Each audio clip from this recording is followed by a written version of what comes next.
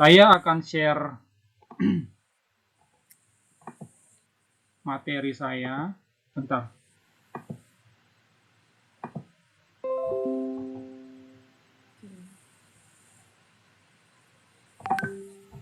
Ini dia.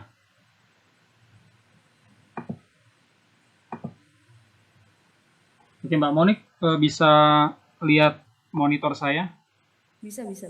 Oke, nanti bisa ini langsung tanya ya.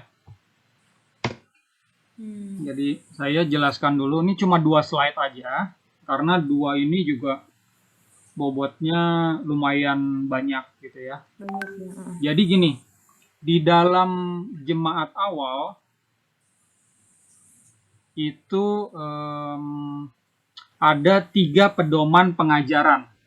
Jadi ada namanya pewahyuan suci, ada kedua tradisi suci, ada ketiga adalah kitab suci. Gitu. Kalau saudara Monik tahu ya, artinya sola scriptura apa? Sola scriptura, aku nggak tahu. Sola scriptura itu artinya adalah hanya scriptura, hanya kitab suci. Hanya kitab suci. Ya. Nah, ini adalah ajaran dari Martin Luther. Jadi Martin Luther itu adanya di abad 16.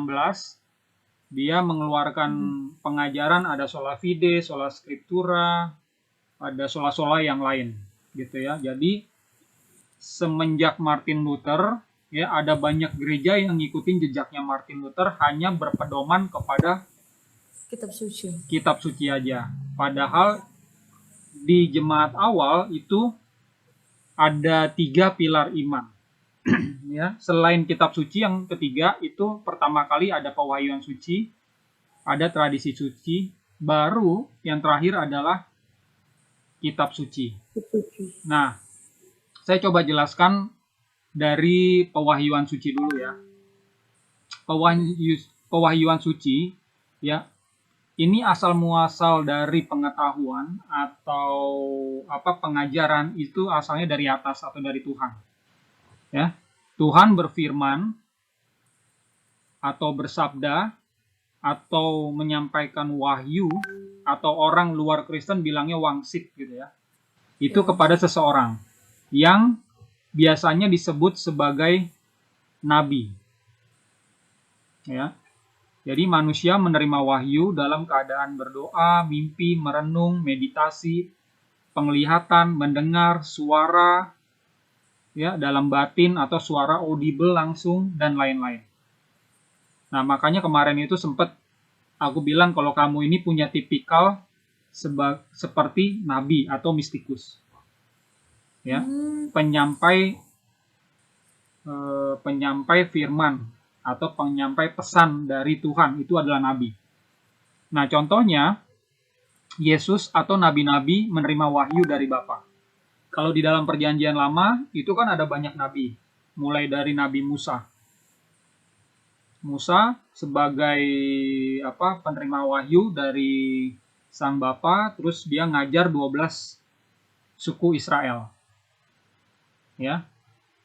Makanya Yesus punya 12 murid karena dia adalah penggenapan apa yang ada di dalam perjanjian lama. Gitu. Oh iya Kak, kan ada tuh yang nanya, apakah Yesus itu juga nabi atau gimana? Yesus adalah nabi juga, selain dia adalah jelmaan dari Tuhan. Gitu ya. Karena apa? Karena pengajaran yang dia terima itu langsung dari atas. Langsung dari sang Bapa. Gitu. Jadi sebelum dia melayani di usia 30 tahun, dia itu banyak kontak batin sama sang Bapa, sehingga dia sudah penuh sama pengajaran di dalam kepalanya. Cuma di dalam budaya Yahudi, nggak boleh orang sembarangan mengajar. Gitu. Yang boleh mengajar adalah rabi. Jadi rabi itu usianya harus 30 tahun. Baru dia boleh jadi rabi. Gitu. Makanya Yesus 30 tahunnya itu kurang lebih 26 Masehi. Nah, dia baru mengajar. Oke. Dia sempat menjadi rabi di atas orang-orang Yahudi ya? Ya, rabi pengajar ya. Tapi jangan salah paham, dia itu tidak masuk ke dalam rabi-rabi Farisi. Karena kalau rabi Farisi, seseorang menjadi rabi, dia harus ditabiskan sama rabi juga.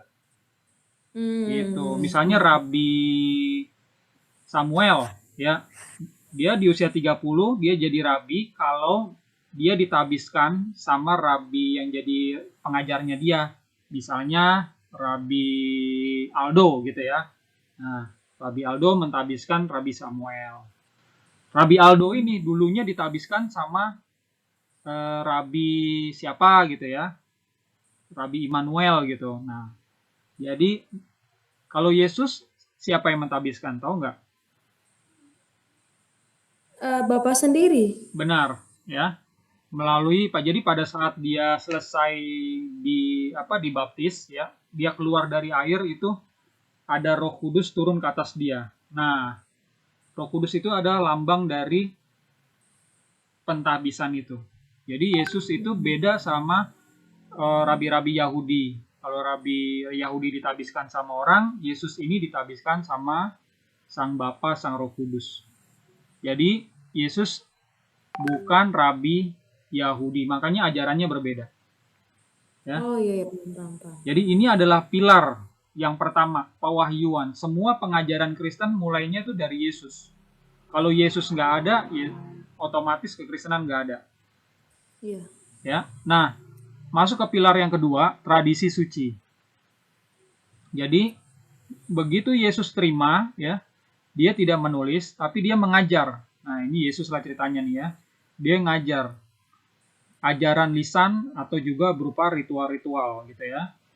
Nah, kepada murid-muridnya nih, dan dia punya 12 murid, 12 murid, terus belakangan dia juga punya 70 murid yang lain. Jadi banyak muridnya. Gitu ya. Nah, yang dia ajarkan adalah ajaran lisan. Jadi dia tidak menulis buku, terus bukunya dikasih gitu, enggak. Dia ngajar selama 3,5 tahun ya, kita sama-sama tahu. Nah, ajarannya dia yang dia dapat dari Tuhan, dari Sang Bapa ya, dan yang lain-lain. Yang lain-lain itu maksudnya ya pengetahuan umum pada zaman itu dia juga sampaikan. Ini contohnya Musa mengajar 12 suku Israel, Yesus mengajar 12 murid. Kemudian ajaran itu disampaikan kepada generasi berikutnya. Jadi ini masih ajaran lisan aja gitu. Nah, ajaran lisan itu masuknya ke tradisi suci atau ada yang sering, kalau kamu sering dengar ya, itu tradisi rasuliah. Sama aja. Oh iya. Ya, itu sama aja. Nah, yang namanya tradisi itu ada lebih dulu daripada kitab-kitab. Ya, Yesus ngajar 26 sampai 30 Masehi. Ya. Nah, itu berarti pengetahuan yang dia sampaikan 3,5 tahun itu murid-muridnya gelarnya udah profesor, doktor, S3, S4 kali ya, karena siang malam belajar terus kan sama dia. Itu udah penuh loh kepalanya murid-murid sama pengajarannya. Nah, baru sebagian dituliskan. Jadilah kitab-kitab. Ya, masuk kita ke pilar yang ketiga, kitab suci. Ya. Jadilah kitab-kitab. Ya, isi kitab adalah sabda Tuhan dan lain-lain. Jadi ada sejarah, ada juga cerita pesan-pesan pesan-pesan para rasul kepada jemaat ya. Ada juga pewahyuan sendiri. Kalau misalnya Yohanes ya, dia menulis itu pewahyuan yang dia dapat langsung dari Tuhan gitu kan. Dia di Pulau Patmos, terus dia dapetin penglihatan dan segala macam, terus dia tulis gitu. Nah, di sini contohnya Matius menulis, Lukas menulis, ya, Paulus menulis surat-surat penggembalaan dan lain-lain. Karena ini banyak ya, di abad 1 udah banyak nih ya. Terus abad 2 juga bertambah lagi banyak. Tapi bertambah juga ajaran-ajaran yang ditulis oleh orang-orang yang tidak diketahui. Terus ada ajaran yang menyimpang. Makanya di abad 4 ini harus dipikirkan kitab-kitab mana sih yang harus dijadikan pedoman. Nah, makanya muncullah konsili-konsili. Konsili untuk mengkanon ini itu yang terkenal adalah Kartago 398. Jadilah begitu di konsili itu baru jadilah kitab suci. PL-nya berapa, PB-nya berapa. Itu. Yang kamu ketahui dari konsili yang merumuskan kitab suci itu apa, Monica? Yang ku tahu itu pada saat Injil Thomas untuk yang ini apokrif waktu itu dari Rasulia, yang mereka menjelaskan kalau Injil Thomas itu bukan dari kita, tapi itu dari apokrifa, itu palsu. Ya, jadi memang benar ya. Jadi di kanon konsili itu, rapat itu memang diputuskan ini kitab ini sebenarnya pengajarannya benar nggak gitu. Benar dari Rasul ini nggak? Kan semuanya harus mengacu kepada abad 1, ya kan? Baik itu 12 Rasul atau 70 murid yang lain. Nah, ternyata banyak kitab-kitab yang harus diketepikan. Tidak dianggap sesat, cuma dianggap apokrifa gitu ya. Apokrifa itu artinya adalah disembunyikan. Dari siapa? Dari jemaat. Jadi yang baca itu hanya pengajar-pengajarnya. Gitu. Nah, yang di kanon ya itu berarti yang penting. Ya, nah, kanonisasi Perjanjian Lama, kitabnya ini. Perjanjian Baru, kitabnya ini gitu ya. Nah, baru itulah yang diajarkan. Nah, pertanyaan saya, jumlah kanonnya tahu nggak berapa hasilnya? Jumlah kanonnya ya kita lihat yang di Alkitab kita kan. Berapa total kitabnya? Ada sekitar 60. Kalau kitab yang di dari Kejadian sampai Wahyu berapa kitab? 60-an lebih. Iya, benar. 66 lebih tepatnya.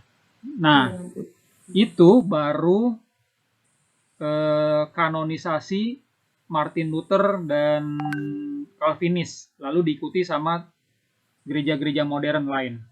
Jadi dari Kejadian sampai Wahyu itu ada 66. Sebelumnya di abad 5 ini kanon yang dipakai untuk PL itu adalah kanon Septuaginta. Nanti saya jelaskan Septuaginta apa ya nanti. Cuma kamu mesti pahami kalau di peristiwa kanonisasi ini itu jumlahnya di atas 66. Gitu ya. Jadi lebih banyak karena Septuagintanya itu kitabnya lebih tebal daripada yang dipakai sama LAI sekarang. Oke. Nah, pertanyaan saya berikutnya. Kalau kamu tahu gereja Kristen Ortodoks ya, itu kan ada Ortodoks Timur, ada Ortodoks Oriental. Dari 3 ini mereka pakainya yang mana? Mereka pakai yang kalau yang kulihat ya, mereka ada ini ya, ada khusus yang ortodoksnya. Cuma kalau yang kita lihat biasanya umum mereka pakai yang kita yang biasa, yang udah kanon modern. Ya, ini kan ada 3 pilar ya. Pewahyuan, tradisi, sama kitab suci. Mereka tuh pakainya yang mana? Yang paling utama sih tradisi suci. Ya, sama kitab suci. Benar, ya. Kalau Kristen Ortodoks pakainya 2 ini. Tradisi suci sama kitab suci. Tradisi suci sering disebut tradisi Rasulia. Gitu ya. Gitu ya. Nah, saya mau tanya, yang namanya sakramen-sakramen itu masuknya di kitab suci atau di tradisi suci? Tradisi suci. Benar. Gitu ya.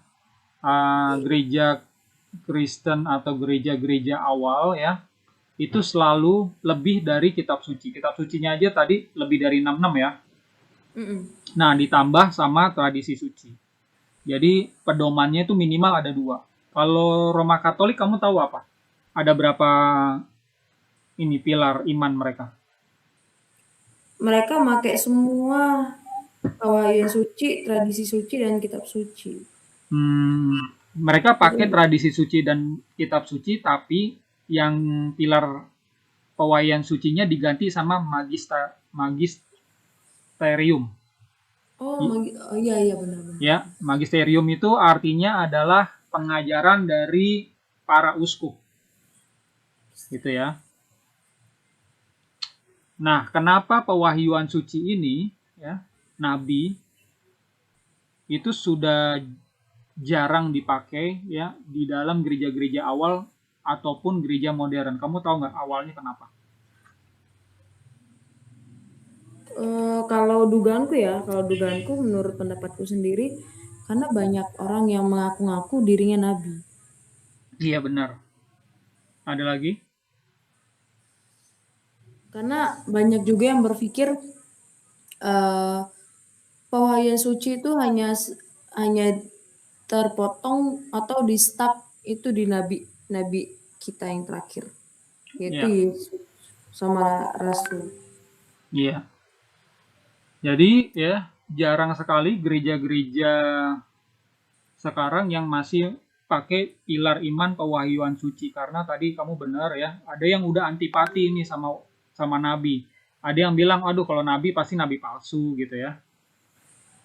Aneh-aneh gitu pengajarannya lah. Kita tahulah teman kita ya, dia ngaku dirinya nabi, terus dia ngajarin persepuluhan, kalau nggak bayar persepuluhan masuk neraka gitu kan. Iya aneh-aneh gitu. Padahal Tuhan itu ingin berbicara kepada setiap manusia. Cuma ada manusia-manusia yang peka, ada yang enggak. Kayak kamu nih ya, kamu ini cukup peka gitu. Kamu dapat firasat-firasat gitu, intuisi. Nah, kamu bisa dapatkan padahal orang lain, bahkan keluargamu sendiri nggak dapat. Nah, paling tidak kamu adalah nabi untuk diri kamu sendiri. Kalau kamu asah ya dengan doa puasa, kamu nanti akan jadi nabi buat keluargamu. Gitu. Terus nanti lama-lama akan membesar, banyak orang yang akan tanya ke kamu. Tolong doain saya dong, ini saya ada dalam pergumulan ini gitu. Menurut kamu Tuhan ini maunya seperti apa sih untuk hidup saya? Nah, nanti kamu tuh yang akan jadi perantara. Gitu. Tapi satu sisi ya kayak aku merasa kayak gimana ya? Apakah itu akan menyalahi dan seperti apa kayak kita mendahului dia gitu loh. Mendahului Tuhan? Iya. Enggak juga. Kalau kamu ini memang peka ya, sandaran kamu adalah Tuhan selalu. Ya. Pertama Tuhan, terus kamu juga karena kamu pegang kitab suci.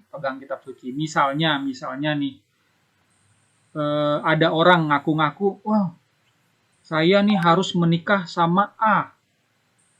Ada tuh hamba Tuhan ngomong ke orang tua si perempuan, ngomongnya, Tuhan bilang saya harus menikahi anak ini. Ngomong sama orang tuanya. Nah, orang tuanya kan kaget kan. Terus ditanya gitu ke anaknya nggak merasa sejahtera. Karena ya itu sering mengatasnamakan Tuhan. Ya. Terus ada juga yang bisa diketahui kalau benar-benar bertolak belakang sama kitab suci. Ya. Kalau misalnya istrinya sudah ada, terus tiba-tiba dia pengen kawin lagi. Dia bilang suara Tuhan itu. Udah otomatis nggak boleh dong, karena bertentangan sama kitab ya. Iya. Kita diajar monogami. Yesus bilang, kalau laki-laki akan meninggalkan orang tuanya dan bersatu dengan istrinya, bukan istri-istrinya, gitu kan. Nah, itu bertentangan. Berarti dia ngaco aja gitu, atas namakan Tuhan. Jadi kamu ya, Walaupun kamu peka, kamu pegang terus kitab suci sebagai landasan juga. Gitu. Iya, betul. Nah, kebanyakan Terus, ya, silakan. Terus Kak, ada beberapa pihak yang mengatakan dia melihat penglihatan lah, apa segala macam, dan penglihatan dia itu juga gini, akan ada nanti hujan darah, hujan apa segala macam. Maksudnya hujan darah itu kayak gambaran banyak orang-orang yang akan mati segala macam gitu loh, dia bilang. Kayak kebakaran apa gitu. Ya. Itu gimana sih? Soalnya kan memang kalau dalam Alkitab kan memang nggak kayak gitu ya, penulisannya seperti yang kita baca di Wahyu ya. Nggak kayak gitu. Itu gimana? Jadi kalau ada orang yang berikan kesaksian ya seperti itu, kita jangan langsung judge, hakimi kalau dia itu adalah nabi palsu, nggak boleh. Ya, kita terima aja. Ya, berpikir positif gitu kan. Kita terima aja. Cuman kita harus uji. Cara mengujinya gampang. Ya, salah satunya itu kalau dia bilang gini, Jakarta itu akan gempa bumi besok. Ya kita tunggu aja besok. Gitu ya. Oh, ternyata benar gempa bumi. Nah, berarti dia benar. Itu emang suara Tuhan. Jadi kalau sewaktu-waktu dia ngomong lagi, kita dengerin. Tapi ada kan, hamba Tuhan bilang, nih akan datang Tuhan gitu kan. Kapan ya? Udah bertahun-tahun yang lalu. Dia hamba Tuhan di Bandung. Jadi jemaatnya itu kumpul semua. Nggak taunya Tuhan nggak datang. Pernah Kak dengar kasus seperti itu? Pernah. Nah, ya itu gampang. Jadi kalau emang seperti itu ya udah dengerin aja. Ya, cuman ya mesti hati-hati kalau dia udah Tuhan bilang kamu harus menyerahkan hartamu kepada saya. Nah, itu sudah bertentangan lah sama prinsip-prinsip ajaran di PB ya. Ya, hamba Tuhan nggak boleh cinta uang, nggak boleh serakah, harus ada buah-buah roh. Nah, dia kalau bertentangan sama itu, kita harus kritisi, gitu. Terus gini, di gereja awal itu ada di abad 2 itu ajaran Gnostik. Ajaran Gnostik itu ya, mereka mengaku Kristen, mereka mengaku berasal pengajarannya itu juga dari Paulus ya, cuman ya yang mereka tekankan adalah pewahyuan suci ini. Gitu. Mereka terlalu menekankan ke sini ya. Yang dua ini ditinggalkan. Terus dari apa yang mereka dapat pewahyuan suci ini sebenarnya ada yang sama ya. Mereka percaya Bapa sama Bapa, Putra, Roh Kudus mereka percaya. Trinitas mereka percaya. Terus mereka percaya juga Bapa sama Putra itu Tuhan, cuman dia terpisah. Ya kan? Sama kan kayak kita juga kan? Terus mereka juga percaya Sang Putra itu, Yesus itu mati dan dibangkitkan. Nah, mereka juga percaya, cuman pengajaran-pengajaran yang lainnya, mistik yang lainnya, itu ada yang berbeda sama ajaran-ajaran para rasul yang lain. Sehingga ya ajaran Gnostik ini dianggap memang sudah menyimpang. Nah, gara-gara itulah ya gereja-gereja kuno itu ini sangat berhati-hati sekali sama pewahyuan suci. Gitu ya. Bukan berarti para nabinya, kaum mistiknya nggak ada, masih ada ya. Masih ada. Kalau namanya biarawan biarawati itu kan kerjanya kan nggak kayak kita kan, kerja ya cari uang, enggak kan. Mereka kebanyakan doa, puasa ya. Ya hidupannya begitu rohani gitu kan, sehingga mereka punya banyak waktu berkomunikasi, berkontak batin sama Tuhan. Nah, mereka sebenarnya juga adalah orang-orang yang punya kesempatan mendapatkan pewahyuan lebih banyak dari kita. Gitu. Dari sini sudah ngerti ya? Jadi dari pewahyuan, tradisi, baru kitab suci. Udah ngerti, Kak. Ya. Nah, pertanyaanku selanjutnya ya. Ada namanya di sini dalam kitab suci ada namanya baptisan ya. Nah, baptisan itu seperti apa? Detailnya seperti apa? Itu adanya di sini, di tradisi suci ini. Kan tradisi suci ini ada lebih dulu kan? Cara baptis kan udah diajarin sama Yesus kan dari awal. Ya kan? Cara baptis sudah diajarin, cara perjamuan suci udah diajarin secara detail, baru di sini ditulis, dan ditulisnya pun singkat-singkat. Makanya kalau ingin tahu ajaran kuno yang benar-benar awal, belajarlah dari gereja-gereja yang ada dulu. Itu prinsip saya. Karena mereka lah yang jadi saksi ajaran Yesus. Gitu.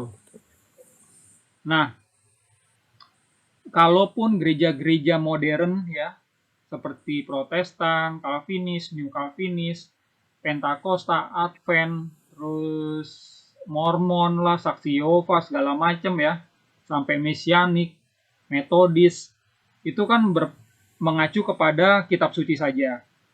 Tapi ya, mereka juga sebenarnya punya tradisi masing-masing. Ya, mereka punya tradisi masing-masing dan mereka nggak sadari kalau tradisi itu melengkapi kitab suci yang mereka pegang. Contohnya baptis ya. Baptisan mereka akan berbeda dengan baptisan gereja-gereja kuno. Mereka punya ritualnya sendiri-sendiri gitu ya. Ada yang baptisnya dipercik ya kan.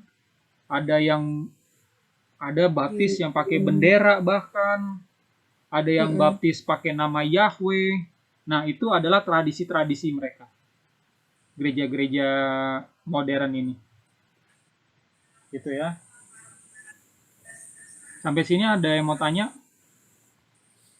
Aku penasaran dengan yang namanya pewahyuan ini juga. Ini kan ada namanya kayak penglihatan gitu kan. Penglihatan seperti kayak si Yohanes yang diberikan penglihatan. Ya. Aku penasaran dengan yang mengenai 7 bintang itu disebut 7 kaki Dian dan 7 jemaat kudus. Itu maksudnya apa, Kak? Waduh, kalau itu saya mesti berhati-hati ya. Karena setiap pesan itu ya Tuhan sampaikan kepada seseorang itu sangat mempengaruhi kehidupan orang itu ke depannya. Gitu. Yang saya bisa jelaskan adalah gambaran secara umum ya. 7 ya, secara umum orang mengetahui ini adalah angka sempurna. 7 itu 3 ditambah 4. 3 itu Trinitas, Bapa Putra Roh di atas di surga. 4 itu adalah 4 penjuru mata angin. Nah, ini gambaran bumi. Jadi surga sama bumi ditambah, makanya jadi sempurna. Gitu. Nah, 7 jemaat ya, 7 kaki Dian, terus ada 7 bintang. Nah, maknanya seperti apa ya? Itu saya tidak bisa beritahu. Yang tahu pasti adalah Tuhan, dan orang yang diberitahu ya, kalau dia nggak ngerti, dia harus banyak berdoa dan tanya sama Tuhan. Itu artinya apa? Nanti lambat laun akan ngerti. Gitu. Ini saya mau kasih contoh. Ya, saya tanya dulu sama kamu. Kamu pernah dapatkan mimpi-mimpi yang ini ya, yang penting gitu ya? Pernah kan? Pernah nggak? Aku nggak tahu juga ya. Maksudnya nggak tahu itu penting atau enggaknya. Cuma menurutku agak aneh. Oke. Nah, yang aneh dalam tanda kutip itu masuk ke dalam pewahyuan biasanya. Yang kamu ingat mempengaruhi hidup kamu, ya, kamu dapat pesan tentang keluarga kamu lewat mimpi kamu, itu termasuk pewahyuan. Penglihatan, kamu udah tahu artinya penglihatan? Penglihatan itu kayak yang kayak dikasih gambaran gitu kan? Iya, dalam keadaan sadar. Ya. Ya, cuma kamu mesti ini ya, kritis. Pada saat kamu dapetin penglihatan, kamu mesti tanya sama diri kamu sendiri. Apakah saya dalam keadaan stres? Ya, kalau dalam keadaan stres, nggak usah dipusingin. Bisa bisa aja tuh halusinasi. Atau juga dalam keadaan kamu minum obat, kamu dalam pengobatan. Ya, misalnya ya kamu kecelakaan atau amit-amit kamu diopnam gitu ya. Kan ada obat tidur apa gitu kan. Nah, terus kamu dapatkan penglihatan. Nah, kalau seperti itu lebih baik nggak usah diambil serius karena bisa aja pengaruh obat gitu. Oke, oke, Tapi oke. kalau kamu dalam keadaan sadar ya, terus tiba-tiba semua kayak diam dan kamu kayak di depan kamu tuh ada layar terus kamu ini dapat penglihatan. Nah, itu adalah penglihatan yang termasuk pewahyuan suci. Tuh. Terus kamu dapetin intuisi pernah nggak? Firasat apa? Intuisi tuh, oh firasat, firasat tuh pernah Kak. Firasatnya tuh aneh-aneh sampai dibilangin orang tuh kayak apa ya? Kayak peramal gitu loh. Pernah tuh ya. Aku pernah bilang gini, kayak kita lagi ngobrol gini ya, kayak kita ngobrol normal, normal kayak gini, tapi tiba-tiba mulut ini ngomong sendiri, Kaldo, nanti ada kejadian gini-gini gini deh. Ternyata benar-benaran terjadi di depan Ya. mata kita berdua malah gitu loh. Nah, itu termasuk intuisi, ya, firasat. Kamu mendengar suara dalam hati, ya, terus kamu jabarkan lewat kata-kata. Ya, itu bisa seperti itu. Ya, jadi jangan heran kalau kamu emang kalau udah intim sama Tuhan itu makin sering terjadi. Ya, Tuhan akan pakai orang-orang yang memang membuka diri. Tapi kalau dia memang udah diajarin sama gerejanya, tidak ada lagi nabi-nabi. Nah, itu jemaatnya kalau mendengar itu benar-benar, terima itu benar-benar, ya udah, belajarnya cuma dari kitab doang gitu. Jadi dapat mimpi, dapat firasat apa itu dikira bukan dari Tuhan. Oh iya, kalau mengenai mimpi tadi kan aku belum ngasih tahu ya. Aku pernah bilang sama temanku, dia juga mantan ini mantan apa namanya? Peramal, benar-benar dukun gitu loh. Ya. Tapi dia bertobat menjadi seorang ini dia gembala di gereja Katolik. Nah, aku pernah nanya sama dia kayak gini, karena mimpiku ini menurutku aneh, aneh banget. Kenapa aku bilang aneh? Mas, di dalam mimpiku aku menggunakan pakaian putih panjang, terus kayak jubah biru. Aku pakai ini, pakai apa namanya? Pakai kerudung. Pakai Oke. kerudung di bawah kakiku tuh bulan sabit. Di bawah kaki kananku bulan sabit. Itu ku injek bulan sabitnya. Ya itu sampai sekarang aku nggak dikasih tahu apa artinya. Dia Iya. cuma bilang kamu harus berdoa, kamu berhikmat gini-gini gitu. Dia nggak mau ngasih tahu. Ya, nanti kamu akan tahu sendiri pada waktunya. Kalau emang itu dari Tuhan ya, kamu tanya baik-baik sama Tuhan, Tuhan akan kasih tahu pada waktunya. Cuma saran saya kamu tulis gitu. Kamu mesti hati-hati. Kamu mesti jujur lah sama diri kamu. Nah, saya mau tes ya. Andai kata kamu nih ya sekarang dapat penglihatan. Nah, saya mau tes. Ada tesnya seperti ini. Saya keluar dulu ya dari sini ya. Kita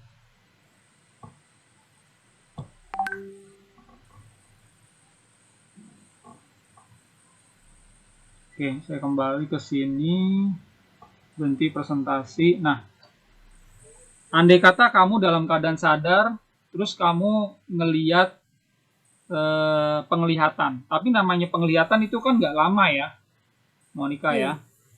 Penglihatan itu sebentar. Dan kamu coba lihat ke layar ya, lihat apa yang saya pegang ini. Terus nanti kamu utarakan kembali apa yang kamu lihat. Ya, saya nggak akan kasih lihat kamu ini lama. Jadi hanya beberapa detik aja. Jadi kamu siap-siap konsentrasi. Ya, siap nggak sekarang? Siap. Oke, perhatiin. Ya, buku ini ya, yang saya pegang. Perhatikan. Oke, dah. Coba kamu kasih penjelasan ke saya apa yang kamu lihat tadi. Ada tulisannya The Word of Jesus in Aramaic. Itu seingatku. Dan itu kayaknya mengenai Yesus, kehidupan Yesus, tapi dalam bahasa Aramaik, kayak penerjemahan dari kitab PB dalam bahasa Aramaik. Oke, apalagi? Terus warnanya ada tulisannya tuh seperti warna kuning. Kuning-kuning kemasan, dan covernya ada warna kayak kuning biasa, dan di samping itu kayak warna antara warna coklat kemerah-merahan dan atau warna merah gitu. Oke, apalagi? Tebalnya itu sekitar ada sampai 300 lembar atau 500 lembar. Oke, apalagi?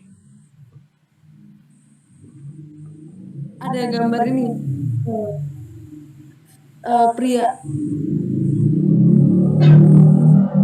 Oke, apalagi? Ya, sebatas itu.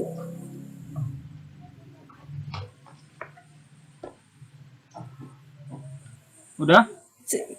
Itu yang udah. Nah, aku punya pertanyaan. Tadi ya, jariku itu begini, 3 atau 2. Ingat nggak? Oh, ingat? Berapa? Ya, jari kakak itu Yang ini nih, yang ini nih, ya. Yang ini nih. Ya, yang bawah. 2 atau 3? Yang bawahnya 3, tapi agak bawah sedikit lagi. Gini. Dikit lagi. Ya, iya gitu. Oke. Nah, udah itu aja yang kamu lihat ya. Nah, sekarang aku review ya. Saya review. Ternyata apa yang kamu sampaikan itu banyak benernya. Tapi ya, ada yang salah. Gitu ya. Iya. Yang salah adalah nggak ada gambar laki-laki ya di sini ya. Ya, terus kemerah-merahan juga nggak ada warna merah di sini. Gitu. Ya. Yang ada itu benar warna coklat, hitam ya. Terus ini benar tadi kamu bilang the word of Jesus in Aramaic. Gitu, ya. Tapi kamu nebak ini. Isinya itu 300 sampai 500. Ternyata tebakan kamu benar. Ya. Benar, ini 300 halaman. 315 halaman. Gitu. Nah, dari sini apa yang kamu pelajari? Feelingku ternyata kuat juga, dan ingatanku hampir kuat. Nah, tapi jangan salah, Monica. Ya, pada saat kamu melihat, ya kamu mesti jujur dalam menyampaikan. Kayak tadi ya, itu isinya 300 sampai 500 itu tebakan kamu. Kamu mesti bilang kemungkinan tebelnya itu 300 sampai 500. Gitu. Terus kamu akan bilang, mungkin saya lihat itu gambar laki-laki. Nah, itu ada kejujuran gitu. Nah, yang pasti-pasti itulah yang kamu share lebih jauh. Jadi jangan sampai ya pada saat kamu dapatin pesan untuk orang lain, pesan itu jadi salah gitu loh. Maksudnya gitu. Paham. Ya, gitu. Oke, saya balik lagi ke materi ya. Siap.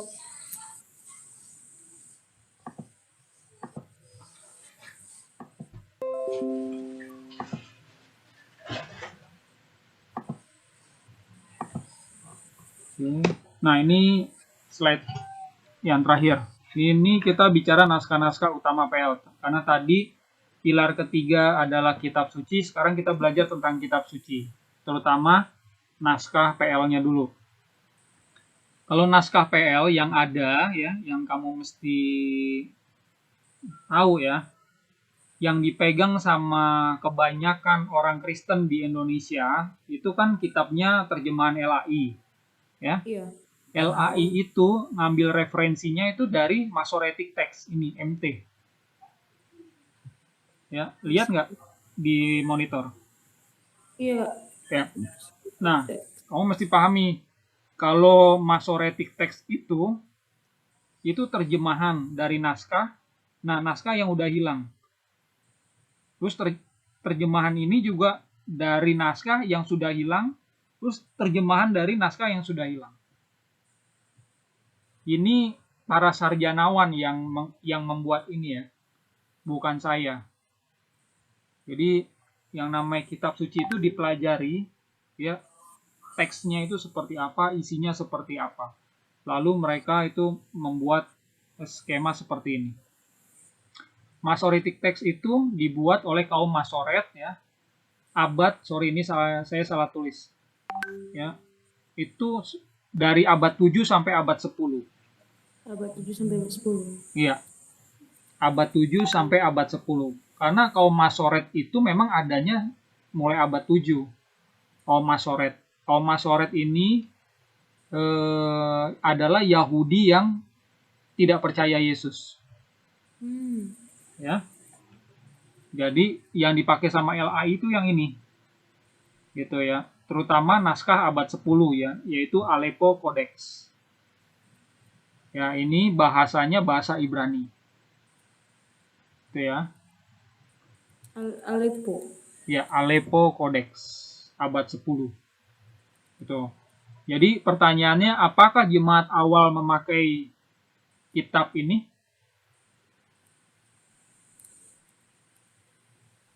Pakai enggak? Jemaat awal ada di abad 1. Ini adanya di abad 10. Aleppo Codex.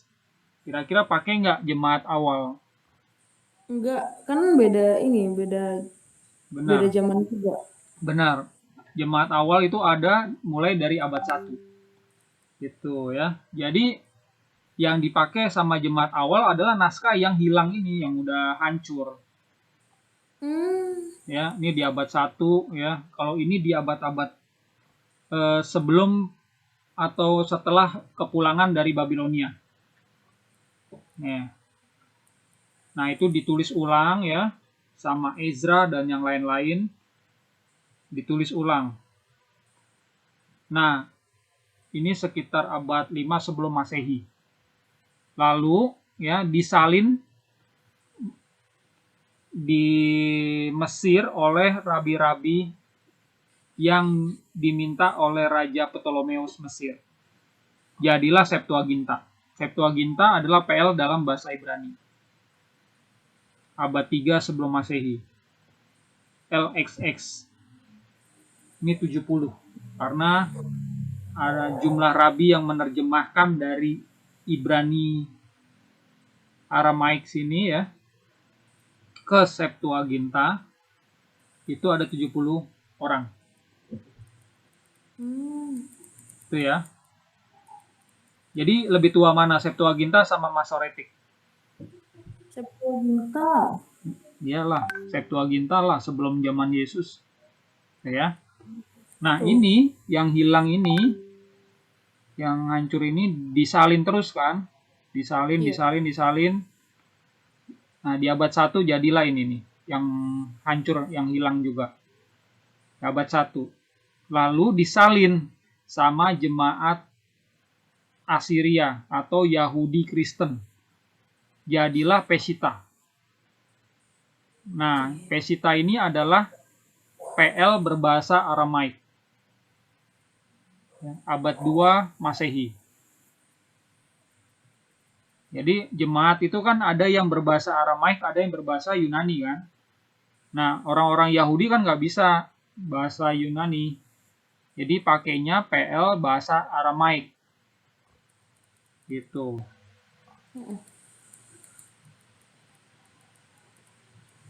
Lalu ada namanya Vulgata.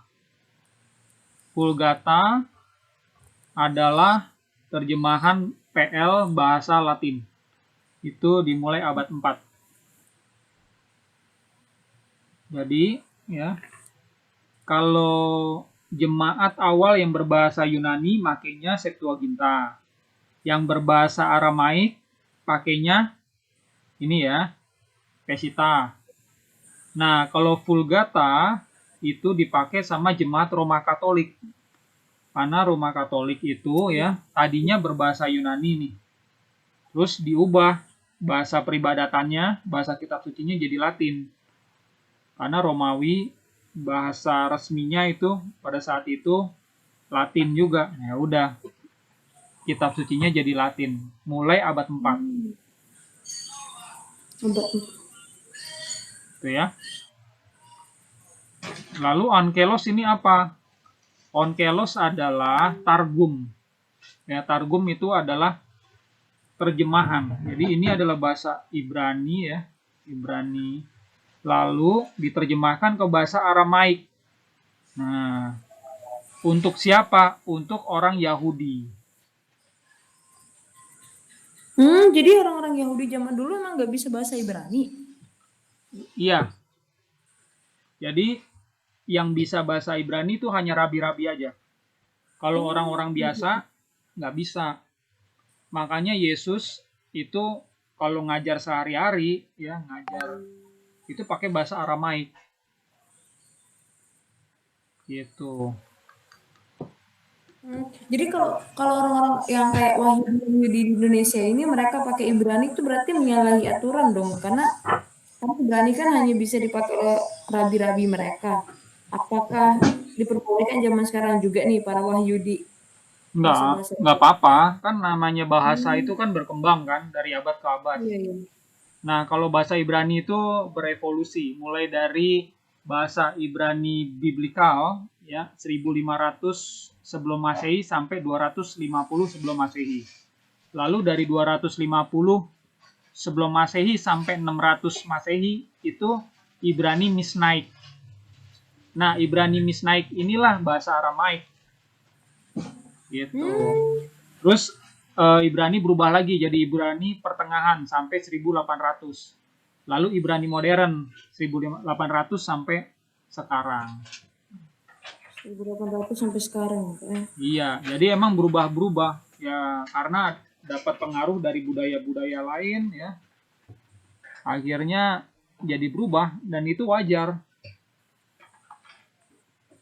Iya. Gitu. Jadi setiap komunitas nih punya. Ya, Septuaginta dipakai sama Kristen Ortodoks, Ortodoks Timur, Ortodoks Oriental pakainya Septuaginta. Kalau Kristen Assyria, owe-owe dari bayi itu diajarin bahasa Aramaik sampai sekarang, Mon. Makanya PL-nya itu atau kitab sucinya PLPB pakainya Peshitta. Gitu. Nah, Roma Katolik ya, dia pakainya Vulgata. Dia yang resminya ya, patokan pedoman utamanya Vulgata. Ya. Terus onkelos ini dipakai sampai sekarang ya, targum oleh orang-orang Yahudi, lalu Masoretic Text oleh orang-orang Yahudi. Nah, umat Kristen karena Martin Luther itu menerjemahkan Bible ke bahasa Jerman pakainya yang ini nih, Masoretic Text, akhirnya ke bawah. Ya, Calvinis pakainya ini, Masoretic Text terus sampai gereja-gereja modern, sampai LAI juga pakainya ini, Masoretic ini. Gitu. Pertanyaan saya, ini kan ada banyak ya, LXX, Peshitta, Vulgata, Masoretic Text. Apakah ini sama? Jumlah kitabnya dan taruhlah kitab Kejadian gitu. Apakah semuanya ini sama semua? Yang aku pernah pelajarin beda, katanya nggak sama jumlahnya. Ya, lebih benar. banyak itu, lebih banyak itu katanya di Vulgata orang Roman Katolik. Ya, kalau dibandingkan ya jumlah kitab Vulgata sama yang ini Masoretic Text, ya tentunya Vulgata lebih tebal Perjanjian Lamanya.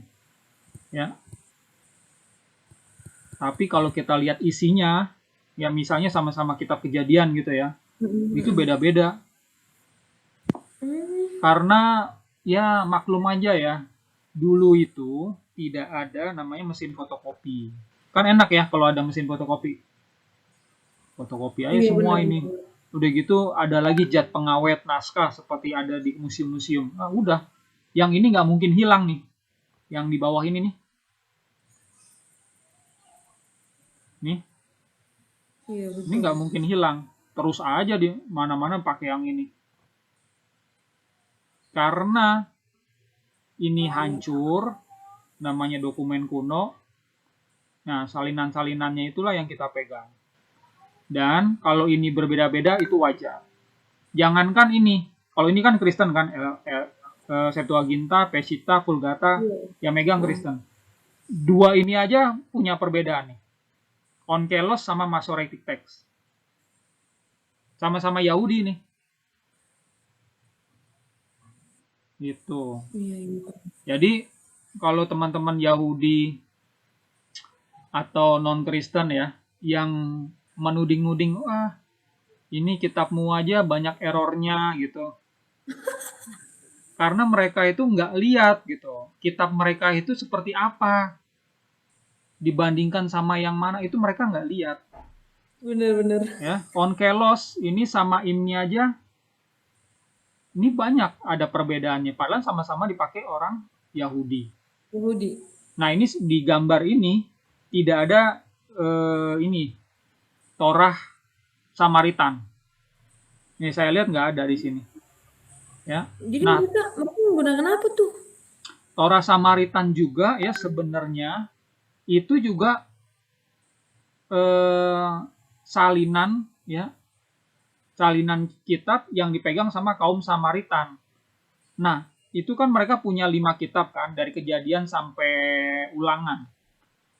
Ya kan? Nah, kalau dicocokin sama ini nih, Masoretic Text ini sama Yahudi, kan sama-sama keturunan Israel kan? Iya. Itu menurut penelitian Benjamin Sadaka, itu seorang doktor dari Hebrew University. Beliau ini adalah seorang pemimpin Samaritan. Nah, menurut menurut risetnya ada 6.000 perbedaan teks. 6.000 kan banyak. Banyak banget. Iya. Anehnya lebih banyak kesamaannya Torah Samaritan itu dengan Peshitta dan LXX. Gitu. Dengan apa tadi Kak? Dengan Peshitta sama LX sama Septuaginta Septuaginta. dan Torah Samaritan itu punya banyak kesamaan. Kalau dibanding Masoretic. Jadi dengan kata lain, ini sebenarnya banyak editannya. Masoretic Text. Contoh-contohnya nanti saya coba jelaskan di paparan berikutnya atau kalau kita diskusi nanti saya coba jelaskan. Cuman ya intinya tuh seperti itu. Kalau ada perbedaan wajar ya. Karena tadi saya jelaskan karena tidak ada mesin fotokopi dan tidak ada pengawet zat pengawet naskah. Gitu. Ada teman kita Yahudi kan yang wah merasa ini sempurna, naskahnya sempurna. Saya bilang gimana mau sempurna, orang itu juga banyak perbedaannya kok, banyak editannya. Cuma karena dia nggak belajar naskah-naskah yang lain ya, seperti ini, Onkelos dan Masoretic Text saja perbandingannya dia nggak tahu, makanya dia bilang sempurna, karena dia cuma belajar di sini doang. Kayak, mohon maaf, kayak katak dalam tempurung jadinya. Nggak belajar secara ini, luas gitu, seperti ini. Dead Sea Scroll itu ditemukan 1948-49. Dead Sea Scroll itu nggak ada di sini ya. Nah, Dead Sea Scroll sendiri ya, itu adalah kitab-kitab perjanjian lama ya, kebanyakan. Nah, itu lebih banyak persamaannya sama Peshitta dan sini, Septuaginta. Sama ini beda nih, beda. Banyak bedanya. Gitu. Jadi saya pernah diskusi kan sama non-Kristen, dia bilang, "Wah, ini kenapa banyak bedanya?" Saya bilang, "Wajar lah gitu kan, beda gitu kan." Saya jelaskan jadinya tadi. Seperti tadi saya jelaskan ke kamu. Daripada Tuhannya, saya bilang, kalau Tuhan kalian itu merasa pernah menurunkan kitab ya kepada Musa, kepada Daud, kepada Yesus, tapi naskahnya malah nggak ada gitu kan, tanda tanya gitu kan. Kalau mereka mengkritik gampang, karena memang ada naskahnya yang dikritik. Iya. Tapi saya tanya, nah ini kan banyak naskah yang kamu pegang itu apa gitu kan. Kalau Tuhanmu itu menurunkan kitab ya, itu kitab yang mana? Yuk, mereka nggak bisa menyajikannya. Jadi seperti orang buntung ya, mencoba mencibir orang yang tangannya luka. Gitu ya. Bener. Kan nggak punya tangan dia kan, tapi tangan kita nih patah gitu kan. Tapi masih mending dong, patah kan masih bisa buat apalah gitu kan, perban gitu kan, di gips, masih bisa buat megang-megang daripada nggak punya tangan. Gitu. Emang agak lucu loh emang teman debat kita ini. Iya. Mereka nggak lihat gitu secara gambaran, secara menyeluruh. Mereka lihatnya oke, ini kitab orang Kristen. Ini kok bertentangan ya ayat ini sama ayat ini. Ini kok bertentangan ya pasal ini sama pasal ini. Ya itulah kewajaran yang ada. Betul. Daripada nggak punya gitu. Iya benar. Kita masih bisa dipertanggungjawabkan gitu loh. Kita masih bisa dipertanggungjawabkan, masih ada kitab-kitab lain yang mendukung dan isinya benar-benar ada gitu. Ya. Mereka nggak ada gitu, nggak apa-apa sih. Ya kita bikin senang aja lah. Iya. Oke, dari sini ada yang mau kamu tanyain lagi nggak? Aku kalau udah ini sebenarnya penjelasannya juga singkat, padat dan jelas sih. Udah ya. Paham. Oke, sampai sini dulu. Saya nggak mau banyak-banyak karena ini padat, 2 lembar cuma padat. Iya benar. Ini aja aku catatnya panjang nggak? Panjang kan? Iya. Nah ini dari yang ini, pewahyuan, terus ini naskah-naskah utama PL. Nanti kalau kita diskusi lagi di Zoom CIA atau yang mana gitu, kita bisa ngobrol lagi nih lebih jauh. Kamu boleh tanya. Kalau saya nggak tahu jawabannya nanti saya cari. Cuma kalau kamu tanya apa bedanya onkelos sama masoretik gitu, nanti saya punya datanya jurnal. Terus masoretik sama data apa dari Torah Samaritan sama Septuaginta itu saya ada data-datanya. Mantap. Itu ya. Kak gimana nanti kalau misalnya kita pengajaran kakak nanti bahas tentang ini juga nggak sekalian perjanjian baru? Kan mereka tuh banyak banget tuh omongannya perjanjian baru gini katanya gitu. Boleh. Gitu boleh aja. Kalau gue sih jujur ya, saya sih jujur dalam menyajikan data. Karena data ini bisa diakses udah sekarang. Gitu loh. Kalau emang beda, saya bilang beda loh. Di dalam perjanjian baru aja, taruhlah kitab Matius. Itu ada ya, di dalam perjanjian baru Yunani. Kodeks, yang satu kodeks ini ngomongnya A. Di ayat yang sama, kodeks P ngomongnya yang berbeda loh. Kok bisa seperti itu? Nah, saya bisa jelaskan. Gitu. Karena memang datanya ada. Daripada nggak ada gitu.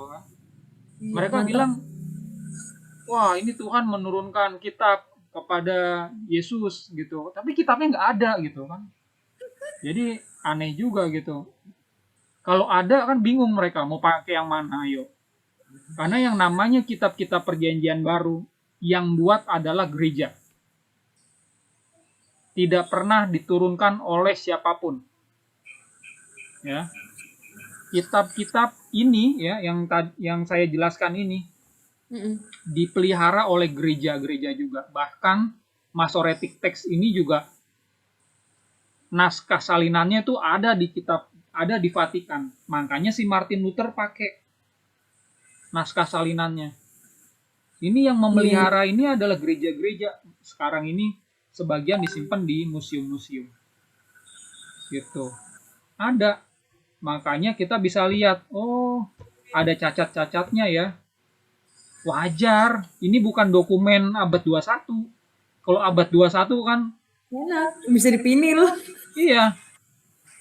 Kamu nulis email ke saya, ke 100 temanmu, langsung enter, kekirim semua sama, ya kan? Iya, betul. Terus kamu revisi lagi, sampai revisi ke 10 pun ada semua. Nah, kalau dulu kan nggak bisa. Makanya kita mesti jujur aja kalau kita lihat dokumen, karena ini dokumen nggak turun dari langit, gitu. Betul. Ya, kita nggak perlu nutup-nutupin. Ada yang bilang, wah ini sempurna. Saking sempurnanya tidak ada kesalahan sama sekali, tidak ada error. Titik komanya sama. Nah, saya sering negur Kristen yang seperti itu. Kalau ada Kristen seperti itu, berarti dia belum mempelajari secara detail. Tapi ada hamba Tuhan yang ngotot gitu. Aduh, ya udahlah, saya pikir. Tapi nggak baik ya. Kalau kita berdiskusi, kita harus jujur. Kita sampaikan apa adanya. Oke, Monik, saya pikir itu aja. Kalau misalnya ada pertanyaan lagi, nanti kamu bisa sampaikan kapan waktu, nanti kita diskusi lagi. Alright? Aku tunggu. Oke deh. Alright. Oke, sampai ketemu lagi. Nanti yo, bye-bye. Ya, bye-bye. Thank you, Kak. Yo, sama-sama. Bye.